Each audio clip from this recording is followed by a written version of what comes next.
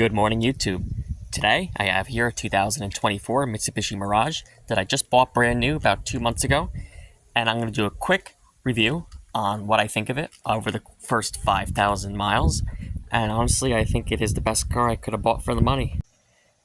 The interior is quite sporty with the black edition trim. I find the red stitching to be nice. The seats, I give about a 6 out of 10. On long trips, I will use a cushion to supplement the lower butt support.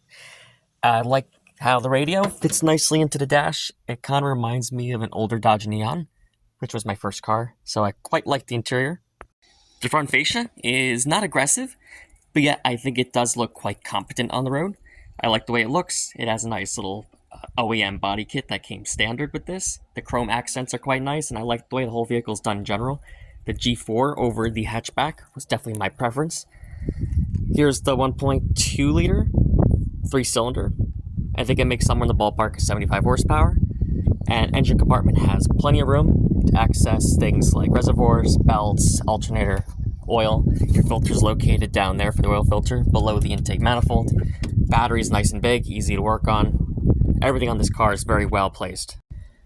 The rear legroom exceeds that of my 2009 Hyundai Accent. In fact, the rear legroom I think on this car is larger than many other 4-door compact sedans in its class. The rear of this car kind of looks like that of an Evolution, although not nearly as sporty. It has a nice touch of chrome, and I really do enjoy the black spoiler, as well as the black 15-inch alloy rims that come standard with this trim. Here's a quick startup clip.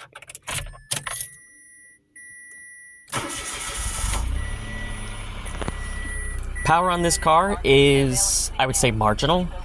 It does everything it needs to do. The biggest learning curve was getting used to the CVT automatic transmission, which is a lot different than that of a 4-speed automatic like on my Hyundai. Once you learn to drive the vehicle properly, you'll learn that it does have plenty of power on the highway and overtakes easily and maintains 70-80 miles an hour no problem. The biggest issue that you will have is it's a little sluggish on startup if you're easy on the throttle from a traffic light. So once you learn how to use the automatic, if you really jab the throttle on takeoff, it will have no issue keeping up with most modern cars with 2 or 3 times the power. On the highway, you don't notice at all that it's a 3-cylinder. It has plenty of power and accelerates with ease. The CVT keeps it in the power band at all times while on the highway. But from a traffic light, it does try to conserve gas, so you really have to punch it if you want this thing to keep up with V6 and V8s, which are quite prevalent in the United States.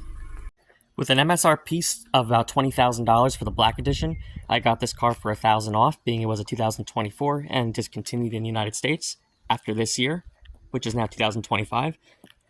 I think for the money, this was the perfect vehicle for me, and I have absolutely no complaints. For value for the money, for performance, for appearance, overall, I think the G4 is going to be very, very missed in the United States, and I'm very happy I bought one when I did. I hope this helps. I hope it was quick. And I hope you guys consider picking one up, new or used. They're going to be discounted very heavily over the course of the next year. Questions or comments, leave them below.